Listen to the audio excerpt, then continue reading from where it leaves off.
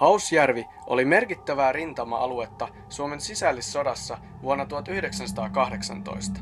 Alue oli strategisesti tärkeä, koska se sijaitsi pääradan läheisyydessä. Kun saksalaiset joukot valtasivat alueen punaisilta, he teloittivat samalla alueelle useita punaisia kuulustelujen yhteydessä. 1990-luvun vaihteessa samalla alueella tapahtui henkirikosten sarja.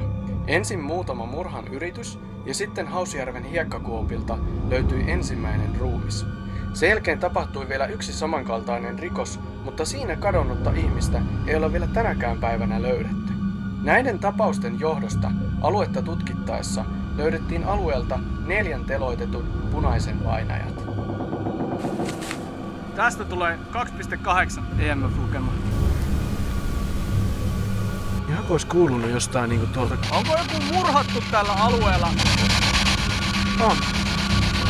SLS-kamera meni jotenkin ihan solmuun. Samalla kun tuli noita ilmiöitä tohon. Oh, thank you for the hug. That's nice and warm. Joku halas sitä nalle äsken. Mitä ihmettä? Kun pimeys laskeutuu, jokin muuttuu. Aistit herkistyvät. Saat kokea jonkin olemattoman läsnäolon. Onko se mielikuvitusta vai kenties sittenkin totta? Sarjassa tutkimme kummittelua ilmiönä, erilaisia myyttejä ja legendoja sekä testaamme erilaisia laitteita ja rituaaleja. Kukaan ei tiedä, mitä kuoleman jälkeen todella tapahtuu, onko taivasta tai välitilaa olemassa. Sinä katsojana saat tehdä lopullisen päätöksen. Uskotko henkimaailmaan tai tuohon?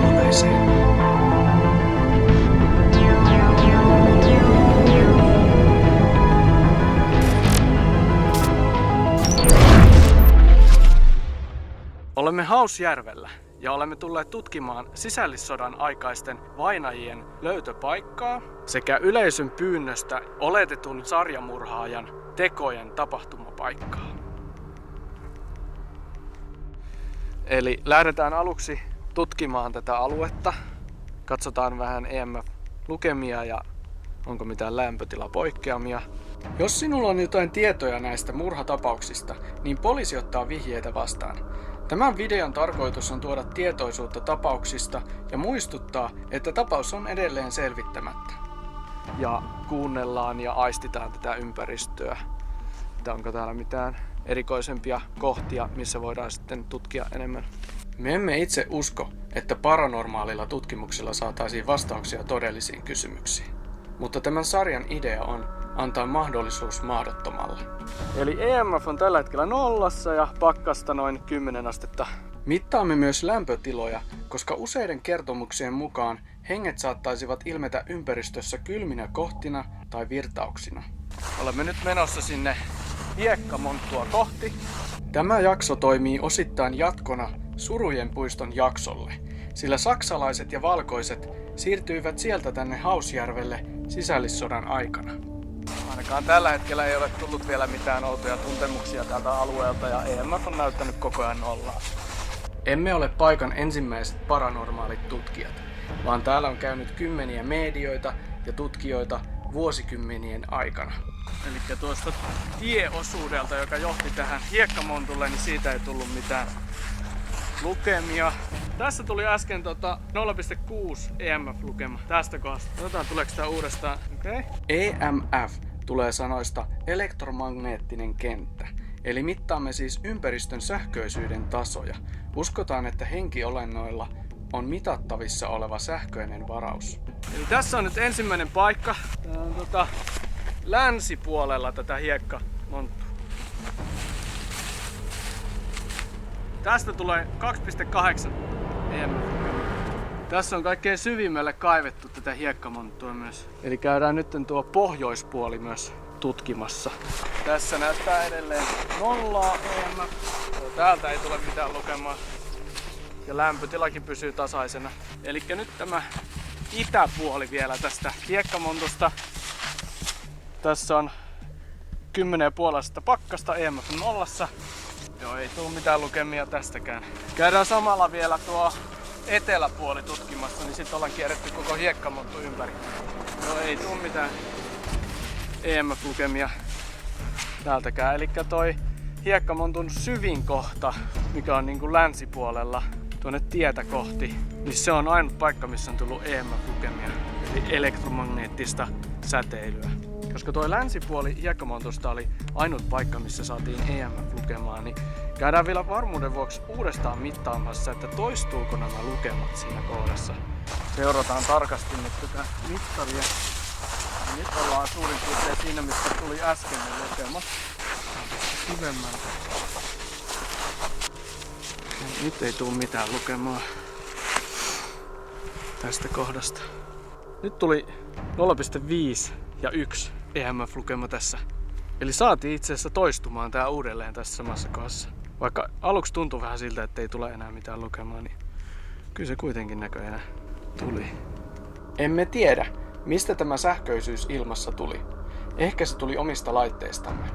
Oli kuitenkin outoa, että saimme kaikki 3 lukemaa 5 metrin säteeltä. Tehdään seuraavaksi hiljaisuustesti sanelimen avulla.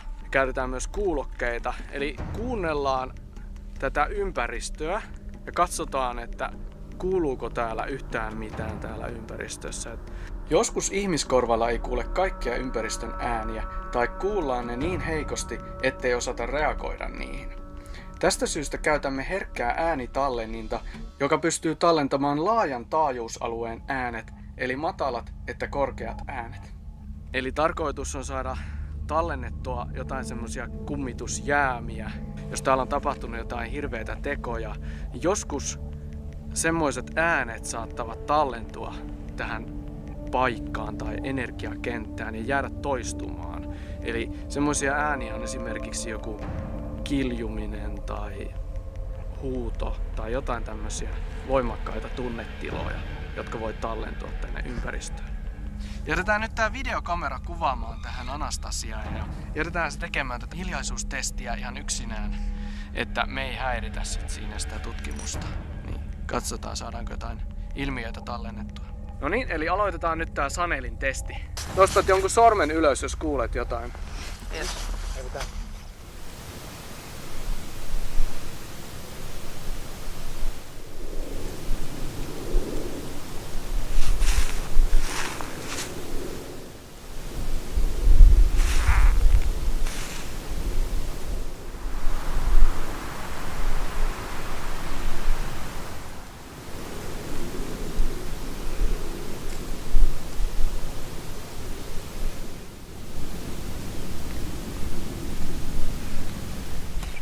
Kuuluuko mitään outoja ääniä?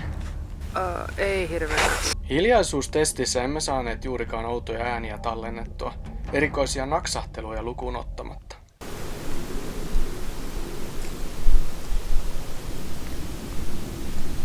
Elikkä nyt kun ollaan tehty tuo hiljaisuustesti ja katsottu, että kuuluuko sieltä mitään pieniäkään ääniä, niin nyt kokeillaan niin, että mä kyselen tässä kysymyksiä ja katsotaan, tuleeko niihin mitään reagointia. Ja laitetaan nyt tää Sanelin tähän puun päälle, ettei tule sitten mitään kahina ääniä silloin kun mä kosken tähän mikin lähelle. Eli aloitetaan nyt kysymään kysymyksiä, mä laitan mikin päälle. Onko täällä joku, joka on teloitettu sisällissodan aikaan? Pieni naksahdus. Onko täällä joku tai jokin, joka oli teloittamassa sisällissodan aikaan? Kuuluu vaan tuulen virettä täältä ympäriltä. Onko täällä joku, joka on murhattu? Ei edelleenkään mitään. Onko itse murhaaja täällä paikalla?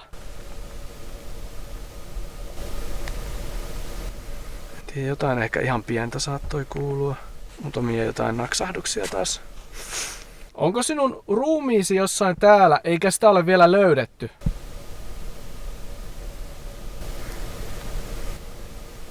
Tähän kohtaan nauhoitusta tuli joku sanantapainen ääni. Mitä sinä kuulet tässä?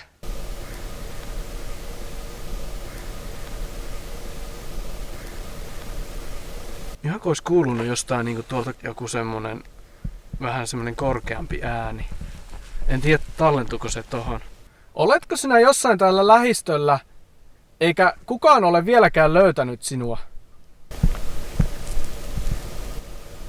Tämä kuulosti ihan vastaukselta, jossa sanotaan vielä huominen.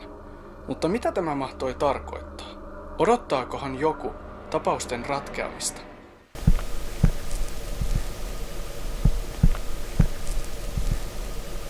Kun semmoinen matalampi ääni.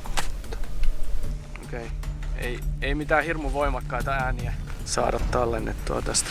Eli ollaan nyt tehty täällä alueella ensin se EMF- ja lämpötilamittaus ja sitten tehtiin tässä niitä Sanelin testejä. Niin seuraavaksi otetaan sitten Spiritbox ja lämpökamera mukaan tutkimuksiin ja jatketaan näitä kysymyksiä ja katsotaan saadaanko jotain vastauksia tältä paikalta. Eli aloitetaan nytten sitten seuraava testi. Eli nyt käytetään apuna Spiritboxia. Spiritbox skannaa erilaisia taajuuksia ja muuntaa niitä kuultaviksi ääniksi. Uskotaan, että henkiolennot voisivat manipuloida ja viestiä näiden taajuuksien avulla. Ja sitten kuvataan samalla ympäristöä lämpökameralla. Lämpökamera toimii havaitsemalla kohteiden lähettämää näkymätöntä lämmöstä peräisin olevaa infrapunasäteilyä ja muuntamalla sen visuaaliseksi värilliseksi kuvaksi, jossa eri värit edustavat eri lämpötiloja. Eli saadaan sitten niin kuin ääniä ja visuaalista havainnointia tästä samasta tilanteesta. Muistakaa, että Spiritbox-vastaukset voivat olla vain radiosta karanneita sanoja, tai ihan vain pareidoliaa. Kukaan ei ole pystynyt todistamaan niiden aitoutta.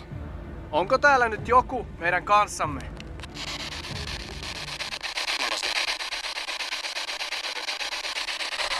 Mitä se sanoo? Jos on tarpeeksi aikaa, niin Costboxilla saa tuotettua mitä vain sanoja. Kyse on enemmän siitä, tuleeko sanat keskimääräistä sopivammin kysymyksien jälkeen vai ihan vain satunnaisesti. Onko täällä nyt joku, joka on teloitettu sisällissodan aikaan?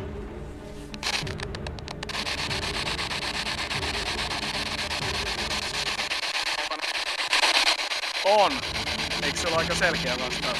Onko täällä joku teloittaja paikalla? Eli joka kuului valkoisien puolelle?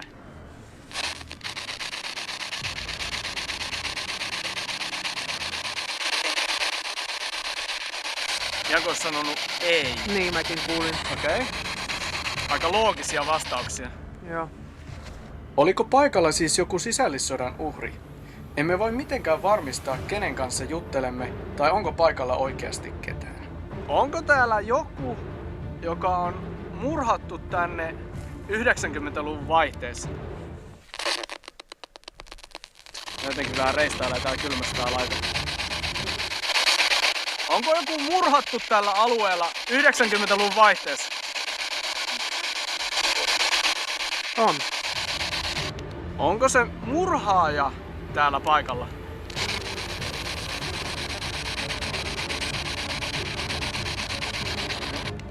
Vastausten perusteella täällä olisi ainakin yksi henkiolento tai sielu, mutta ei ainakaan itse teloittaja tai murhaaja. Onko tuo murhaaja elossa?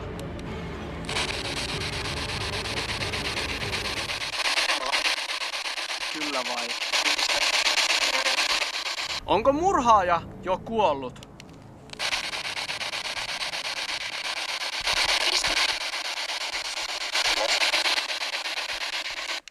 Mitä se sanoo? Mihinkään nämä isä- ja isivastaukset liittyvät?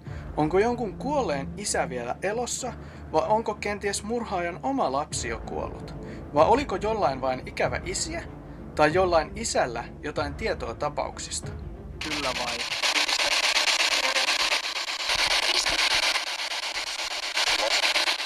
Eli oliko se nyt niin, että siis kun mä kysyin, että onko täällä joku sisällissodan aikaan telotettu, niin silloinhan tuli se on-vastaus. Ja. Mitä siihen tuli, kun mä kysyin, että onko joku, joka on murhattu siinä, niin oliko siinäkin positiivinen vastaus vai ei?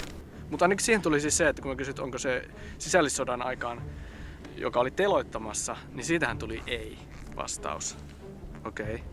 Osaatko sanoa, että kun tapahtui vielä se yksi murha, mistä sitä ruumista ei koskaan löydetty, niin onko se ruumis täällä alueella?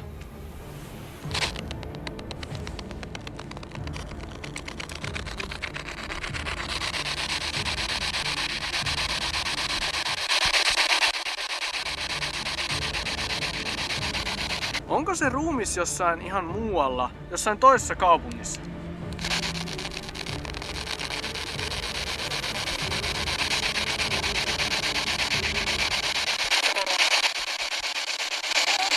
Koska siis sitä yhtä ruumista ei olla tähänkään päivään asti löydetty. Eli se voi olla kyllä mahdollista, että kun tää on aika tarkkaan vissiin tutkittu tää alue eikä sitä ole löydetty, niin ehkä se ei ole edes täällä missään hiekkalonttujen lähellä. Onko sinulla jotain vinkkejä siitä 90-luvun alun murhaajasta? Kuka se murhaaja oikein on?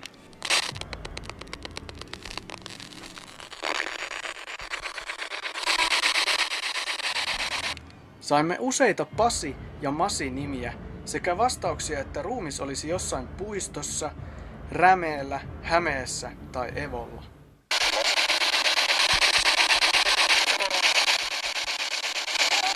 Sanoksi... Kuuluitko punaisiin vai valkoisiin? Tämä liittyy nyt siihen sisällissotaan.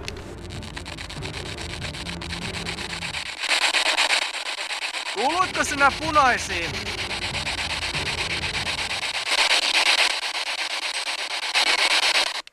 Jotain tommonen kauhunkiljaista. Oliko sinun teloittaja valkoisten puolella? Sanoiko se on? Tässä tuli vahvistus sisällissotaan liittyen, että uhri oli punaisten puolella ja teloittaja valkoisten puolella. Kuuluitko punaisiin vai valkoisiin? Oliko sinun teloittaja valkoisten puolella? Eli vähän vaikuttaisi siltä, että näitä vastauksia tulee enemmän liittyen sisällissotaan kuin näihin murhatapauksiin. Tällä hetkellä. Onko siellä lämpökamerassa näkynyt mitään? Ei ole mitään erikoista. Teepä semmonen pieni, että kuvaat vähän niinku tonne jonnekin suuntaan ja pidät aina kameran vähän aikaa paikalla. Ja näkyykö täällä niinku ympärillä mitään erikoista?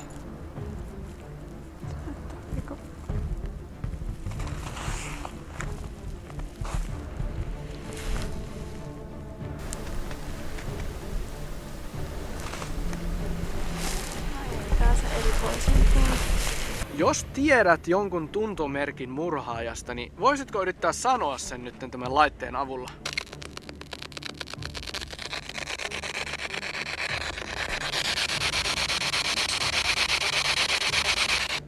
Mistä kaupungista murhaaja on?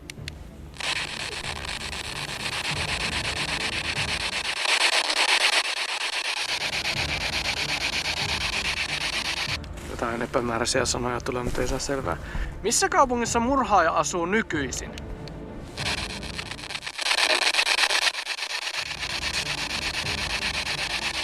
Onko murhaaja vapaalla jalalla vai onko hänet tuomittu jostain muusta rikoksesta vankilaan?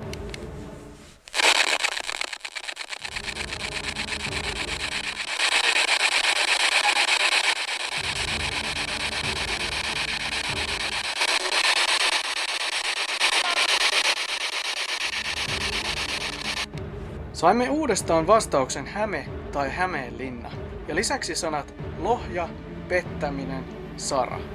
Liittyykö nämä murhaajan mahdolliseen parisuhteen erotilanteeseen?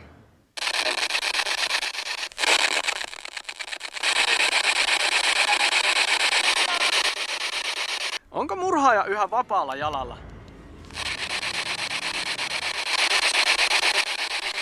Onko murhaaja jo kuollut?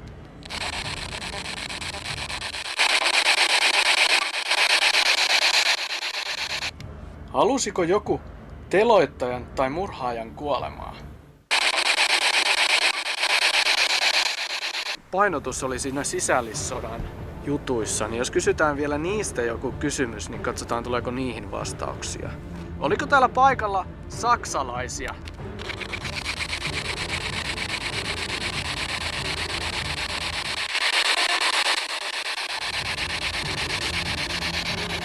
Tuliko valkoiset Helsingistä tänne?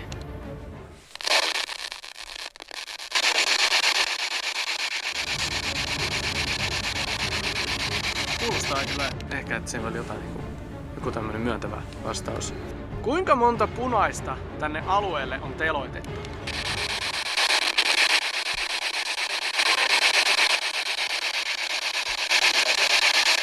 Sanoiko se 4? Näiden vastausten mukaan saksalaiset tulivat Helsingistä ja teloitettuja oli 4 kappaletta.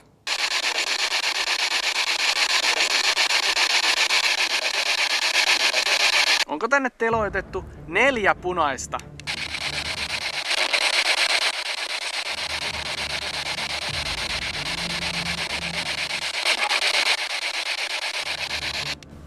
Miltä se kuulosti? Oliko se niinku joo? Jotenkin kans tää ympäristö vaikuttaa vähän, että vaikka täällä nyt on tapahtunut niitä murhia, niin tavallaan täällä tuntuu silleen niin kuin rauhalliselta.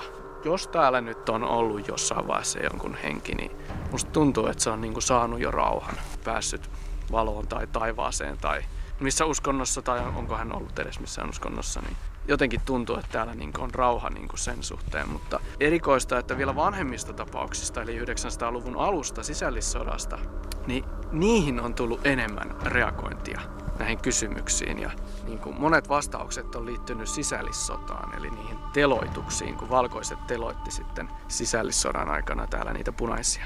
Eli meillä on toi puubody mukana, mikä se analysoi tätä ympäristöä. Se seuraa lämpötiloja, EMF-lukemiaa. Sitten se just voi kuulla, jos joku täällä sanoo jotakin. Ja siinä on tämmöisiä erilaisia antureita. Sitten meillä on SLS-kamera.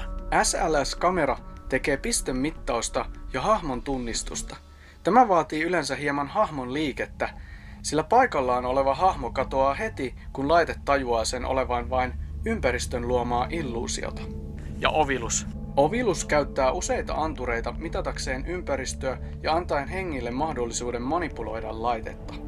Näiden mittausten perusteella laite poimii laajasta sanakirjastosta paikkaan, aikaan ja tilanteeseen sopivia sanoja.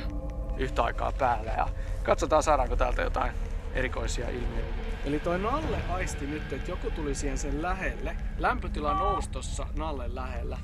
Katsotaan näkyykö siinä mitään hahmoja SLS-kamerassa. Eli laitetaan toi video kuvaamaan. Nalle aisti äsken semmoista lämpötilan nousua. Ja se sanoi, että tuliko joku siihen sen lähelle. Nyt tässä näkyy joku hahmo siinä Nallen vieressä. Mikä makaa siinä ja on katsomassa sitä Nallea. Katsotaan, jos mä liikun tästä, niin pysyykö hahmo koko ajan samassa kohdassa? Pysyy. Erikoista. Mä käännyin no nyt se hävisi kokonaan pois siitä.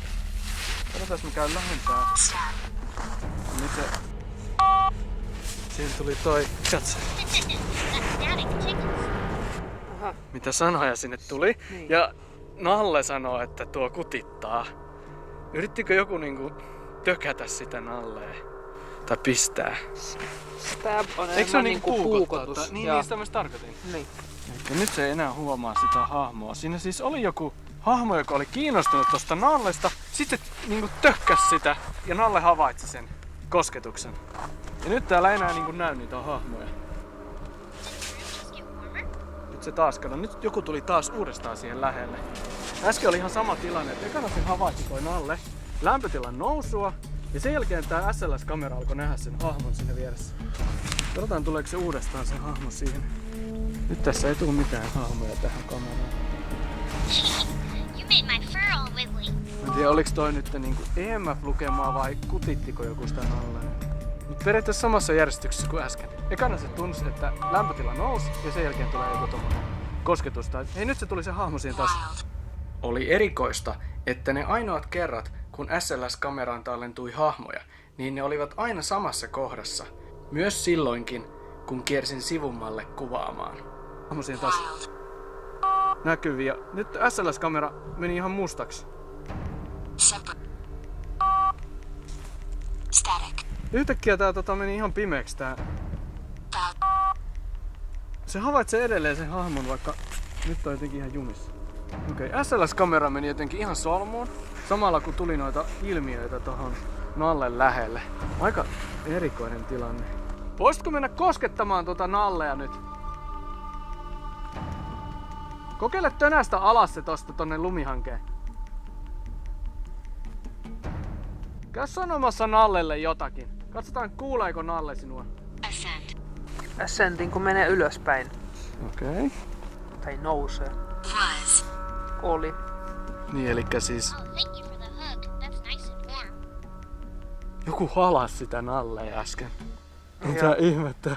Tilanne oli mielenkiintoinen, koska samalla hetkellä kun oviluksesta tuli sanat nousta tai kohota, niin koimme paikan rauhoittuvan ja hiljenevän, ihan kuin jokin olisi lähtenyt pois paikalta. Oletko sinä vielä siinä Nallen lähellä? Missä sinä olet nytten? Käy vielä uudestaan koskettamassa sitä Nallea. Kutita sitä vaikka uudestaan. Katsotaan, että havaitseeko Nalle sinua. Tuli jotenkin yhtäkkiä paljon hiljaisempaa. Nämä oviluksen tuottamat äänet saivat hätkähtämään, varsinkin kun heti sen perään ilmiöt haihtuivat paikalta ja tuli täysi hiljaisuus. Huomaatteko? Aha. Ei kuulu mitään, ei tuule, ei kuulu lintujen ääniä. Yhtäkkiä tuli tämmönen täys hiljaisuus tänne paikalle. Ja Nallekaan ei enää havaitse mitään. Äkillinen hiljaisuus metsässä voi tarkoittaa myös sitä, että joku ihminen tai petoeläin on lähestymässä aluetta. Luonto on hyvin tietoinen ympäristöstään. Aika erikoista. Yhtäkkiä tuli semmonen rauhan tunne tähän paikalle ja ihan kuin jos tässä nyt äsken oli joku, niin ihan kuin se olisi poistunut tai hävinnyt jotenkin tästä paikasta. Nyt ei ole pitkään aikaan Nalle sanonut mitään. Sitten tuossa aikaisemmin jatkuvasti tasaisin välein aina havaitsi jotain tässä ympäristössä. Tuolla muuten näkyy jotain valoa tuolla ylhäällä. Onko se joku autovalo tai joku? Vai tienvalo vai mitä? Joo, ei se Nalle ei havaitse nyt mitään. Elikkä olisiko tää merkki siitä, että meidän on aika päättää tämän illan tutkimus ja mennä katsomaan näitä vastauksia ja tuloksia ja käydä videot ja äänet läpi, että mitä kaikkea me ollaan tässä illan aikana saatu tallentamaan. Eli lopetetaan nyt tämä tutkimus. Sytytetään nyt lopuksi näiden kuolleiden muistolle muistokynttilät. Ja meillä on 2 kynttilää. Toinen on näiden murhien uhreille ja tää toinen on sitten niille sisällissodan uhreille.